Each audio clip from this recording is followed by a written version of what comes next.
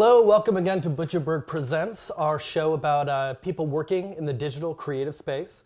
And here we have conversations about people working in the digital space, whatever that means to them, whether it means film and TV, but online, or if it means working in video games or VR. And the variety of that is actually particularly relevant to our guest today, Charles Babb. What's going on? How you doing, everybody? What's up, Lewis? Hey, Charles. So we actually met because we were working at Tokyo Pop together. Yes. Back in the day, and Tokyo Pop was a publishing company primarily, for manga. but started getting into more of the entertainment world, TV and film and stuff like that. So not only did you help with the marketing for some of the publishing titles we did, but you also helped with the marketing for that one TV show that that came out. Can you tell us a little bit about it? Street Fury. Street Fury is, I guess, a car showcase. It was really cars and models. Let's be honest about it. It was the cars and models. They had a host named Big C, Carlton. Right. And I came on as an associate producer / did the marketing for the DVD series as well, and worked with G4 with him. We had to script him because his show got quite repetitive.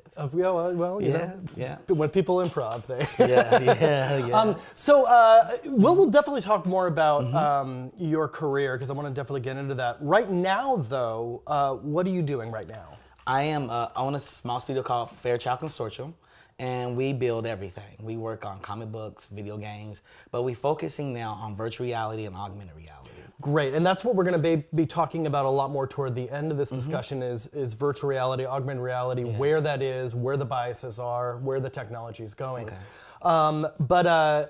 Fairchild Consortium, you're saying kind of builds everything because what you do in Fairchild is you put together teams of people. Yes. Right? Yes. But on request of larger companies. Yes. Can you talk a little bit about how that arrangement works? So I'm basically the consultant for Fairchild Consortium, and I help people take everything from an idea. I take it from ideation up to complete production completion.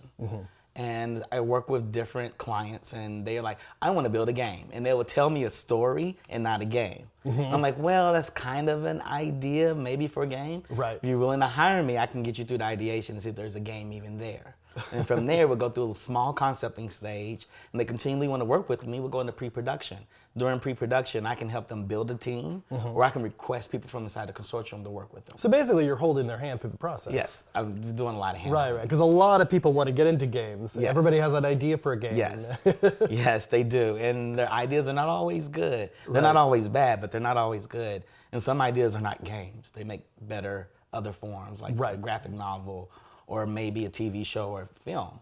And I handhold them through that process as well. Now, the fact that you do have all this experience and all these different kinds of media, because we often talk about the fact that we both have a lot of multimedia experience because we both been through comic books and video games and the film and TV world and everything. Yes. And it is interesting seeing how all of those are kind of converging now. There's something about the digital space that allows all of them to converge. Yes. But before we get into that, I want to go back to your origins. What started you? What was before Tokyo Pop? What was it for Tokyo Pop? In college, I had a small group of friends. We used to throw parties. We all got hired by the record labels as interns for like LaFace Records, So Def Records. And so there's a music part of it. There's a music world part. I don't talk about that part too much. Those were the wild years. We don't dive too deep into that. Then from there, I studied international studies, and I went to Japan for 3 years. So that was my background for Tokyo Pop. Then I went to Hawaii. I was supposed to be a politician. Right. I was supposed to go into politics or work for one of these services, like three alphabetic services, like CIA, FBI, or something like that. It never happened. I had a love for entertainment, of course. And I got into Tokyo Pop, and my goal at Tokyo Pop was to slide over to the digital media department. Right, yeah, because we had it was mainly a publishing company, physical books in Barnes & Noble and Borders, but our CEO was often moving into that digital space, building the website, reaching out to TV and film companies about creating content, digital comics in general. Yes, and I wanted to be the lackey to help build that up. Right. When I left Tokyo Pop, I went to a marketing research company for about 6 months, and then I left that and went to grad school for video game production and design. Who would have known there's a school for that? But this I mean, it must have been one of the first classes, because I know a lot of those programs didn't even start until yeah, we were the 2000s. fourth cohort. The first year had 2 cohorts, so we were basically year 3. And it was the University of Central Florida's Florida Interactive Entertainment Academy. Oh, right. And they offered a Master of Science in Video Game Production and Design. And that's what you did. That's what I did. Master of Science in Master Video of Game Science, Production yes. and Design. That's interesting. I would assume it was an MA or a No. MFA even, Yes. you know? I would have loved to have been MFA because it would have been terminal, but now I have to go back and get a PhD. Right. So Are you gonna- is that in the cards? Are you gonna, I don't know yet. I don't know. Right now, interesting. currently, I don't need it. I didn't realize you can be an expert without the education. And well, I've become that an is- expert on a number of things about the education. That is true. I think the thing Yeah. education does is allow you to focus on kind of expanding the knowledge base of humanity, actually, as opposed to yourself. And I think that's what the problem with a lot of PhD students is, that they need it to be. Yeah, like find that one thing to focus Exactly. on. So after you get your master's, and then Mm-hmm. you're basically in the video game world, and your first video game is something that I was surprised to see. I wouldn't have pegged Really? Charles Babb for this particular video game. I loved it. It's based on a book series, a novel Okay. series, which is perfect coming out of Tokyo Pop. And it was a very interesting series because we had to work within the fiction of the books, and there was like 8 books. After I read the books, I was like, wow, this is very interesting. Let's actually take a look at Charles's first video game that he created. I was producer and designer on it. Producer and designer of right out of a master's program. Mm-hmm. Want to get into the ultimate click? Now you can in the Click, Dis, and Make Up the video game. Play by the rules or break them as you attempt to climb the social ladder at Octavian Country Day School. Make friends and enemies along the way as you make your way into the pretty committee. So, did you draw on your own high school experience for to develop that? Really, not really. It was a great game. The book series, I never realized. What was it called again? I'm sorry. The Click. It was called The Click, yeah. Yeah. As disses and misses. Yeah. Nice. Yeah. So the game itself, the core mechanic was basically like Texas Hold'em, gambling, where you gather gossip and you share it with other people. And if your gossip beats their gossip, you get their gossip.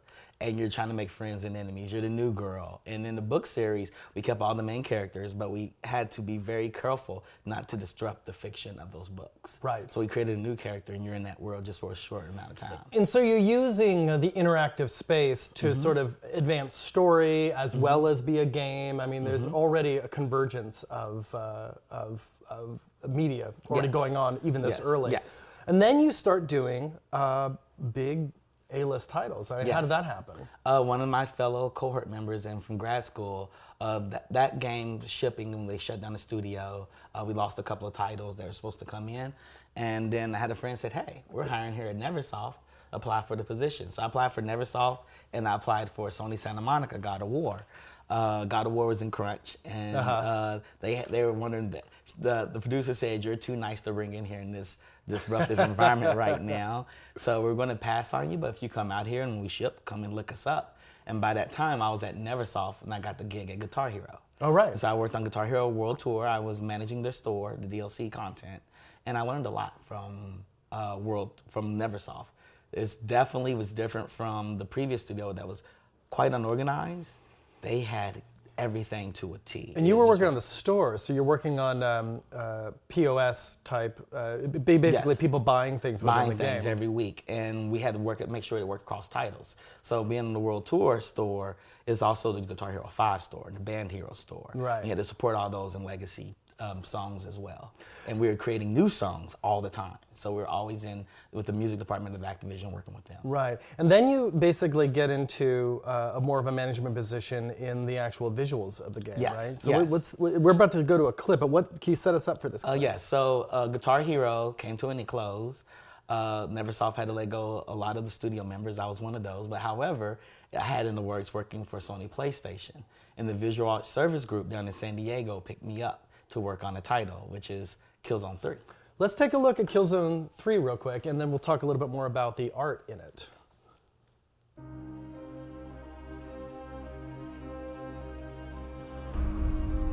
I know what this nation needs. I will give you justice. Tomorrow we launch the greatest military campaign in our history.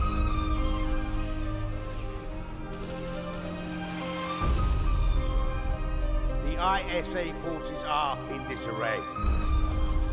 Within 3 hours, my forces will overwhelm them. All right, that looked beautiful. So tell us exactly kind of what you did with Killzone. So Digital Domain worked on mostly of that trailer, Right. but they used our art assets from the cinematics. They brought me on as one of the art house producers to work on 3D art development. Digital Domain did, or No, Sony, the actual Sony, studio. actual, So okay. Guerrilla works with the Visual Art Service Group very well. They worked on the previous Killzone title, and the Visual Art Service Group did the cinematics. It's basically some of the best artists in the world work in the Visual Art Service Group, and they handle overflow, or they partner with studios that don't have the team size to do AAA quality work all the way through a game. So they come down and they shoot motion capture. We can do 3D art assets. We can handle animation. We can handle tech art. The Visual Art Service Group is basically Sony's internal arts house. Right. So I'm kind of just charting your career now. Just everything we've been looking at. We have music stuff at the very beginning, and then publishing, which got into a little bit of TV and website content development. Yes. And then you went into game designing itself with the Click, and now here you are running entire teams doing AAA cinematics for video games, Yes. right? Okay. Yes. And then at that point, you're basically being pulled into various video games. Yes. I know that we looked at trailers for Infamous 2 and Resistance 3 that you all worked on. But this particular trailer we're about to show you, or at least clip from a trailer we're about to show you, is a little different, right? Can you set us up for this? Yes, so it's, I worked at Spark Unlimited. I got to work with one of my heroes, Keiji Inafune, and another one, Toby Gard, who was the founder of, the creator of Lara Croft's games. Oh, right, yes. He actually created Lara. And so Keiji Inafune created Mega Man. So you have those two already, and they're creative directors. Then you have Team Ninja come along, and they're on top of it. So you have 3 teams working on a Ninja Gaiden game that's supposed to be unlike any other Ninja Gaiden game. And Ninja Gaiden game is beloved because of its difficulty, where we were charged not to make it as difficult, make it accessible for everybody. Right. So we ended up creating a second character. His name is Yaiba, and he's an enemy to the main character in the Ninja Gaiden games, which is totally different. And he's easier. And it's easier. It's definitely easier. In a way, it's easier. That's good. But so still maintaining the integrity of your main character while still making it accessible. It was a complete experiment. So it was Team Ninja, Koei Tecmo, Team Ninja, who was part of Koei Tecmo, Concept, which is Keiji Inafune's creation company, and it was Spark Unlimited. We all worked together. And I was the senior associate producer and producer on the project. So let's take a look at what that looked like.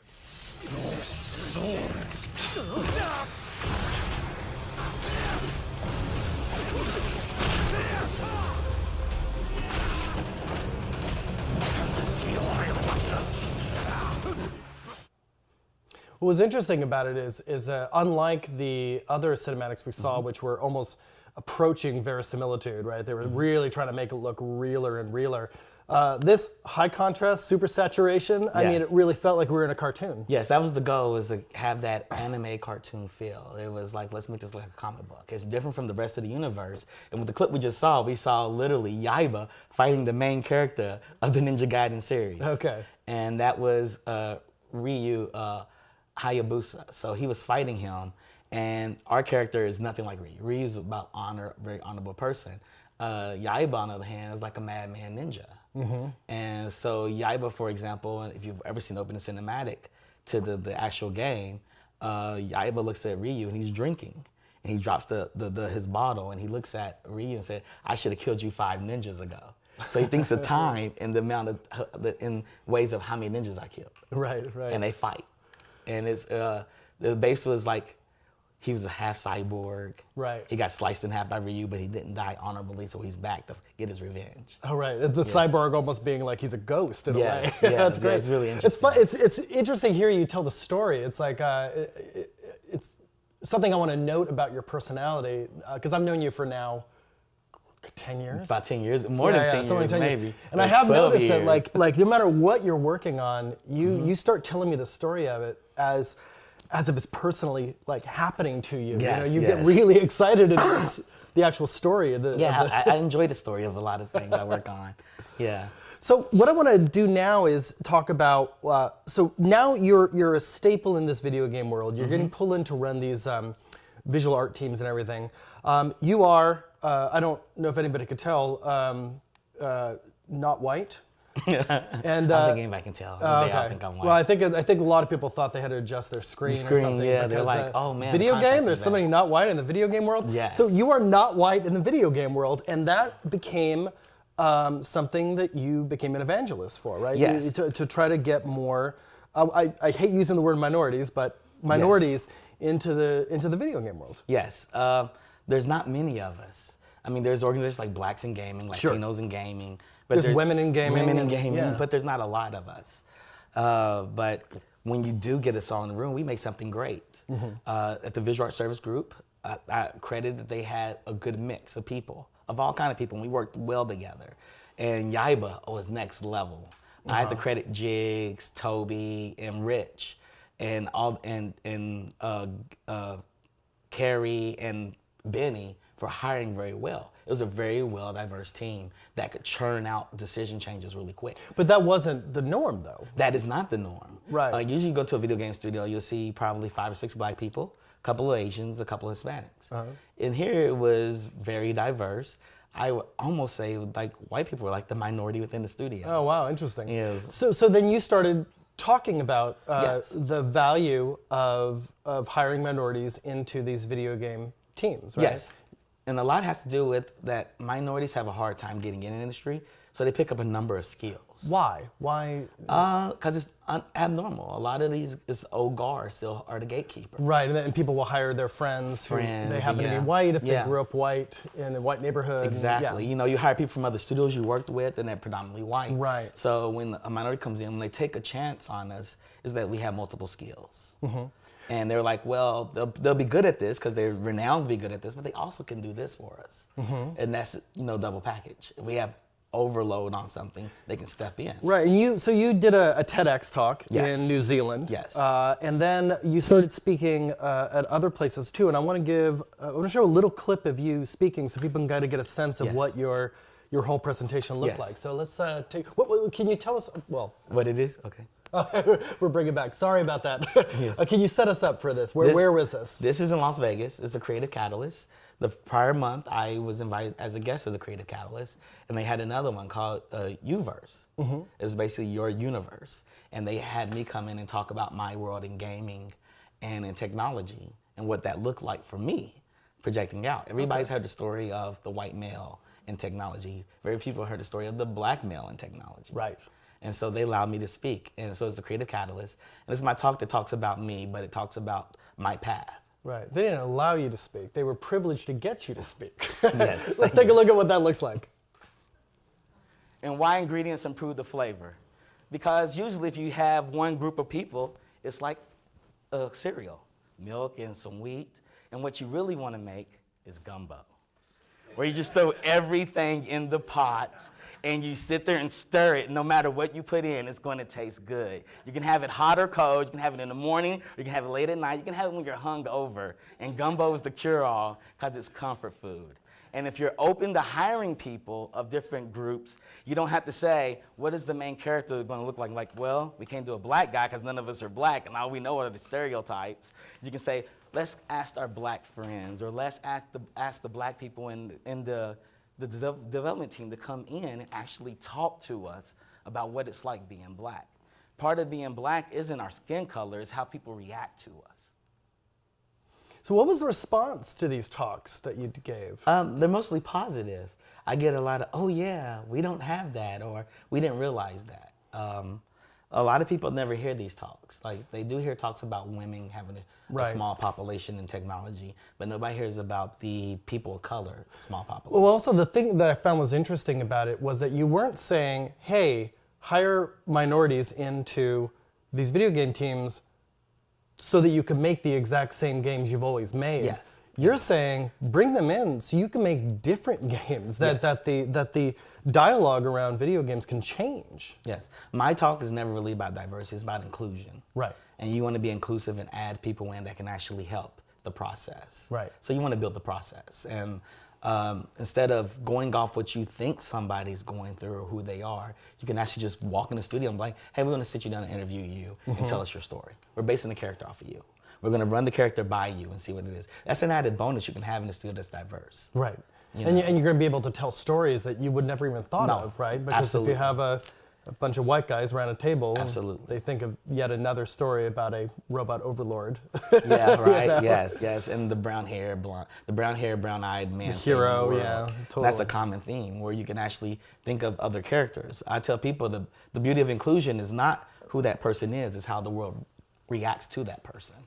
And with that, you can go into, for example, where I'm in virtual reality, and you can go into something like that, like how do people react in an environment towards blacks in virtual reality. I always bring up the whole talk about how United States Constitution is the OS. It's the base program, and our society's been built off of that. Right. And the operating system is fundamentally flawed. Yes, and it starts out with, we're not thinking of blacks as citizens. They're not humans, they're slaves. They work for us. And so ever since we've gotten our freedom, that's written into the Constitution. it's written into it. So the mindset is always going to be based on it. I'm not one to say we need to change the Constitution and change the amendments, but we have to recognize that in order to amend our operation system with updates. And so when black people are earning their freedom, they were looked at as a virus. This is unusual. This is not how it's supposed to be. And when I applied it to the virtual world, we have a lot of white people in particular.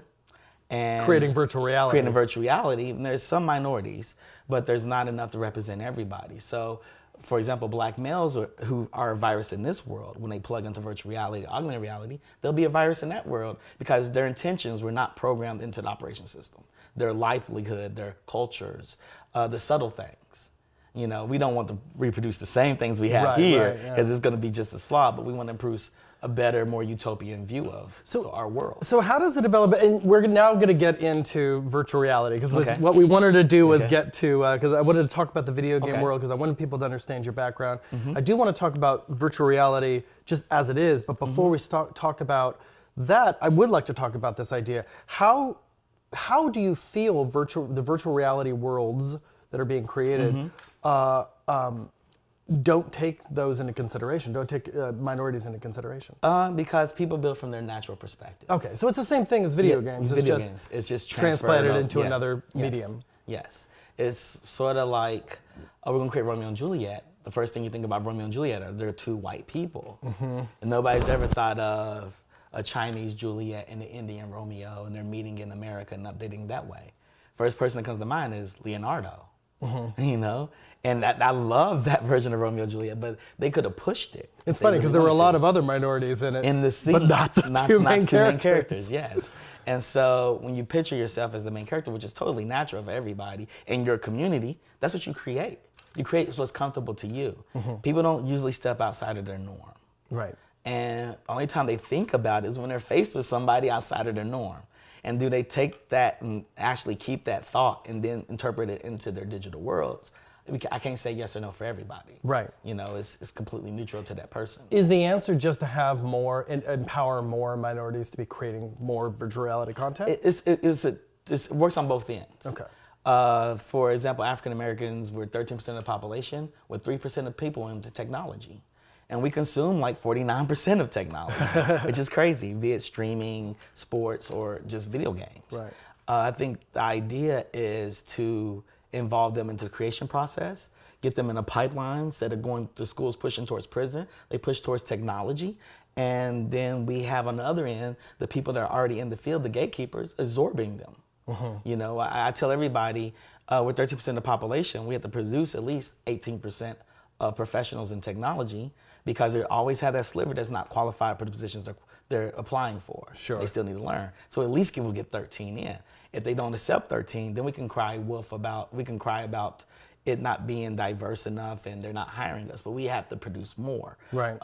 That is a systemic problem, of course, that's bigger than technology. It's in the operation system of America in particular and in the world. There are a lot of studios popping up in Nigeria, Morocco, Cameroon, and their developers are making games that look like them. There are African games out there that look like them, platformers and stuff.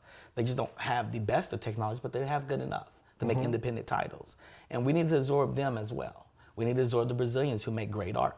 We need to absorb the Israelis that make great art and put them into virtual reality to say, hey, that's not how we look in the real world. Right. So why would we make that how we look here? No, this is how we really look, and this is how we really feel in life. And you're talking about virtual reality games specifically right now. I don't like to use the term games. I like to say experiences. Okay. Because virtual reality, I think, is going to be seamless between everything. It's going to be performing art. It's going to be games, and it's going to be something more passive. It's going to be interactive and passive at the same time. And we're gonna go into virtual reality. I didn't want to give our talk about race and technology short shrift, especially in the climate we're at right now. Yes, I think as we're filming this right now, I know it's live, but many of you will see it on YouTube. I mean, madness is happening in Charlottesville and DC. Yeah, all kinds of places, yeah. I think that a lot of the things you're saying will definitely resonate and get people to start thinking about kind of, oh, how do I consume my entertainment? When I'm moving through Netflix, am I only really watching the shows that star me? Friends? Yeah. Right, am I just watching Friends? Yeah.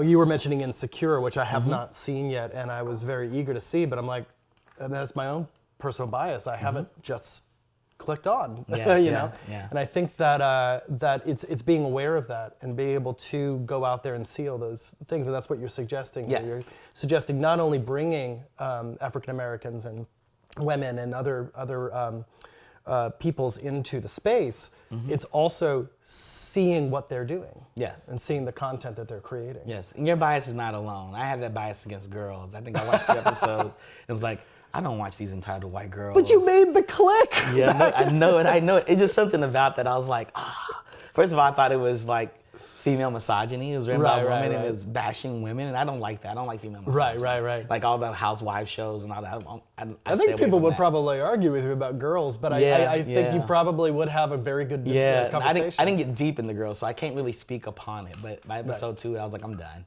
I'm done. But I'm going to go back to it now after I'm watching Insecure. I was like, maybe there were some jewels in there that I missed. Right. So I put it in my queue. So now that we've put a punctuation mark on that, and again, if anybody wants to continue a discussion about race and technology, please look up Charles. Yes. Please contact Charles. He's definitely an authority on the subject. Yeah. Has spoken around I'm the on world Twitter. on the subject. Yes. He's on Twitter. But let's spend the last few minutes here talking about virtual reality. Okay. You got into virtual reality from the gaming side of it. Yes. Developing games in virtual reality Yes. in much the same way you created games in regular Yes. and framed Yes. sort of formats. Yes. So tell us kind of how you moved into that space. Actually, Spark, one of the artists, Eric, he had a DK1. And he brought it in office day one. It delivered to the office. So he plugged it up, we were running around. It looked like you're looking through a screen door, but you could run around. And I was like, ooh, this is gonna be really cool. So I sort of finagled and got a DK1, and then worked on every computer, and I would start tinkering with it myself, just playing with the demos. Every demo would come up. I'm not a programmer, but I can do design with an engine and I can do things like that, but I'm not great at those things. I'm good at spreadsheet schedules and telling people what to do. Right. And so I got all involved, and what I started reading first, since I didn't have the hard skills, is like I should be an expert on all the knowledge about VR. So I went back to the beginning history of VR. What is VR? Why did it start? Why haven't we got to where we need to be? And I started reading up all the sciences that need to be done. Right. I started asking questions to some of the leading scientists that are in VR. I started going to all the talks. So I want to be the producer that has all the knowledge about understand all the sciences, and biological sciences, neurological sciences behind virtual reality. So that's how I got in. Right. And I started attending all the events. Cosmo Scharf created, and a group of others, his friends, Johnny Ross and a bunch of other ones, and John Root created VRLA. Right. And I went, first one I was there, and I was so bought in. When it was like 100 people kind of in that. I was so bought in. I was like, I'm so into this. The This last is time the I future. checked, it was something like 5,000 people now are going to crazy that thing. Right, now. It's crazy now. But yes, and I was like, I'm in. Right. This is the future. This is where it's going to go. And what is it? What is it about VR that, because I often talk about media, the convergence of media, meaning now we have all of them at our disposal, and all of them are going to be consumed. It's not just VR that's going to be consumed. People are still reading. People are still watching TV. They're still listening to music. They're still watching movies. They're still Going to performance art. shows. Yeah, they're doing live shows and all that. And then there's also virtual reality that is one more thing in kind of the world of media that people can consume. What is it about VR to you that that is going to be the thing that sort of the flagship media format that moving into the future? I think what's going to be is AI and VR. It's going to be the push for everything. But you mentioned all those mediums. You can consume them all in VR. Right. You know, you can't go to the show. You're in New York and the show that you want to see is Pharrell in California because he brought everybody he's worked with. You can be right there by the stage for $50 to $100. Right. People are going to consume that. Oh, People yeah. want to be there. People want to hear Stephen King talk about a book. You know, imagine where you can read a book in VR on your mobile device, pop into that world and listen to social commentary about his commentary about that. And you might sit there and watch Stephen King talking about a book in a virtual reality space where you wouldn't necessarily consume that same content if it was on YouTube. Yes. There's something about The ability to be in the space. Right. There's something about how immersiveness gives you a sense of connection to things. Yes, I can bring up a project I'm working on. I'm working on a project called In His Presence.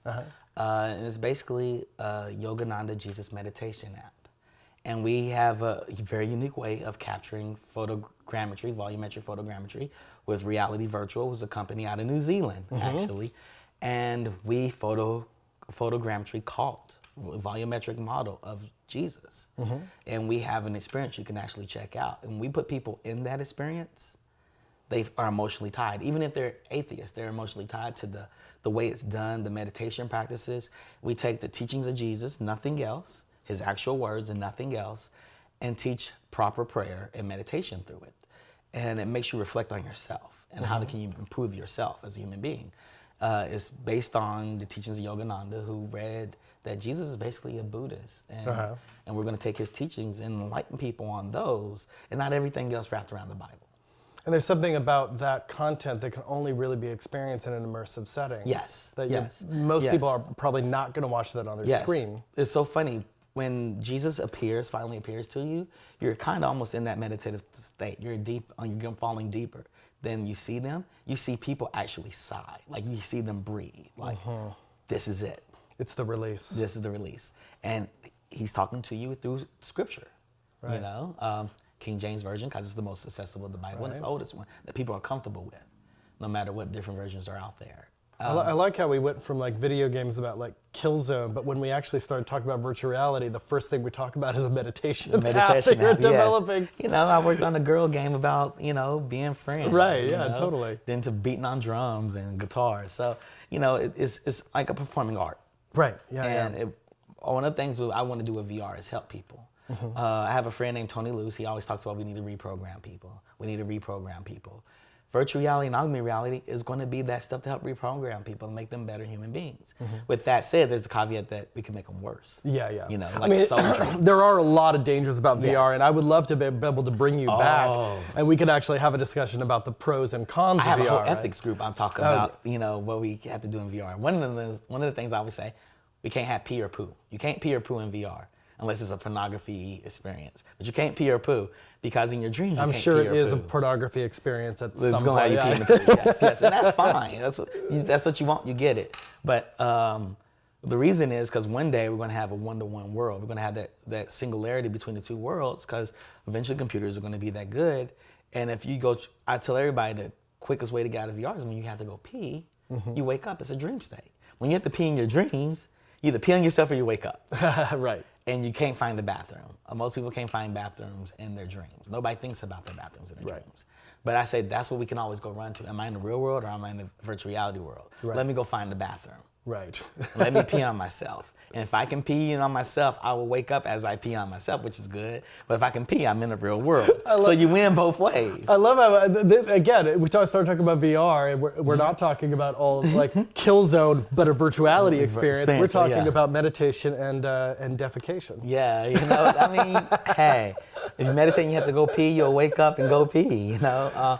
But that's just the ethics thing I think we need to put in place. And I don't want the government to come in and set that up. I think the community needs to be responsible and adult-like to actually create this. And when the government comes in and tries to take it over, like they always do with everything else, We can like, no, we got this. Right, right. We have our own messages. Somebody's going to die. Somebody's going to jump off the top of the U.S. Bank building. We have a message for that. We don't intend for those things to happen. Right, right. You know, but it's liable to happen once we get to that level where VR world looks like the real world, and we have augmented reality in between there. You know, we passed. So basically, we in a way we talked about VR, but we passed entirely through where we are now. Yes. And moved directly to The future. the future. I love which talking about the future. I think that's my attraction to. Yeah, no, I think that's great, and I think that that is something that's more interesting to talk about VR, because we could talk a lot about the technology, and we have this discussion a lot. The technology is not quite there for the consumer market. The resolutions are still low. The processing power is still not high enough. Yes. The devices are still uncomfortable. Yes. We still have several years ahead of us of development. We were even talking to someone who wants to put, a VR in public spaces, and of course, after talking a little bit, we sort of were like, there are actually a lot more complications right now that don't Yes. stem from the content; they stem from just the physicalness hardware of and somebody software. actually being consuming VR. Not the least of which is the devices overheating and causing eye damage. Yeah. Yes. Right? They're heavy, causing neck damage. It's very uncomfortable devices for long-term use, and we're going to get there. Yeah. I project 30 years. We'll get to the holodeck feel of a room, and we can be in VR, AR mixture. That's where that's going to happen. AR is going to be what we're going to use every day, all day long. VR, on the other hand, is a little bit more uncomfortable. You're isolated. You're in solitude. Sure. You're completely vulnerable as a human being in the real world. There's an anime that touches on that, Sword Art Online. Sword Art Online. I tell everybody watch the first series and the new series, and it talks about people being caught in VR, where they can't wake up. If they wake up, they die. And then there's another one where people are sneaking into other people's houses and killing them in VR while they're in the world. They target people and kill them. And not to be dystopian or Black Mirror-like. I think it's important to understand both sides of the VR experience. Yeah, but I think we're going to figure a way around all these problems, because everybody talks about the problems. Nobody's really talking about the solutions. Then we have some developers that don't work on solutions. They work on products to sneak them out there with our couple of million users and sell the stuff like it's PS4 level quality stuff. Right. When our industry is truly, truly in the Atari days. We're Atari 400. When we get to NES, that's when we're going to see our explosion into the mass market. Right. And we're going to slowly get there. But I think it's going to be a while. I've been asked by consulting with a group, I got considered a futurist with them, and they asked me when I said 30 years, where you can sit on your sofa in an AR and VR world. It's going to be a really mixed thing. You're going to go back and forth, and you're going to have the smell of the 50-yard line when you're watching the Patriots play the Raiders. You're going to have that. Patriots play the Raiders. Yeah. You really are optimistic about the future. Yeah, I know it. Might as well put the pool in the long shot. The Las Vegas Raiders. Or hopefully by then they'll be the LA Raiders. So we'll have LA Raiders and Rams. Right. You know, as one of the fastest growing cities in the country, we might as well have two teams. Yeah, and we were talking about this the other day too, the idea that, yes, I think the first place people go with VR is video games, entertainment, all these other things, because they can go, we could sell this. Yes. This is money. Yes. But if you actually look at how the impact of VR on people's lives, we start talking about education. We start talking about meditation and wellness. We start talking about vital, basically diagnosing people, Yes. having a doctor be able to visit more patients simply because they don't have to physically be there. Yeah. And getting more, bringing down the cost of healthcare because of that. I mean, all of this stuff is very valuable and does threaten the current Industries economic that we have. infrastructure that we have, and I think there's going to be a lot of pain before we get to the point where a lot of this stuff can be beneficial to us. I think right now is a perfect time for hospitals, schools to start making their teachers and their physicians and their doctors and their administration technologists. Right. We need to start bringing it in now while it's in its infancy, because as creators of technology, we don't know exactly what these people need. I remember meeting a young lady who was 17 years old in high school here in LA. She created a necklace that was basically, when I touch it, it sends out an Amber Alert. When I grab it or rip it off, it sends alerts to police, because she traveled from Hawthorne to Compton every day during the school year. And she recognized there was a need, especially with the amount of sex slavery going on and women getting kidnapped. They wouldn't never think of anything like that in Silicon Valley. Right. Those white men that are making They're not millions, thinking of that They're not application. thinking about that application. And I think the same way happens with doctors and lawyers. Right. You need to have those professionals integrated into your VR development. Right, because the technologist Yes. is not going to understand it. Well, listen, thank you so much, Charles. I feel like we could have talked for another 4 days on this Yeah, subject. It's just I have good. a lot. Well, we'll have you back, and we'll start talking about a lot Okay. more of this stuff with VR. I think it's something that, especially our audience, really wants to get into. With that, thank you again for watching another Butcher Bird Presents. We're going to be back again next week. And the week after. Again, check our Facebook page, like our Facebook page, and you'll get all the updates that you need. Go back and look at our archive episodes on our YouTube page, Butcherbird Studios on the YouTube. You can also see archive video on our Facebook page. Check that out. But again, definitely like us. Definitely be part of this conversation.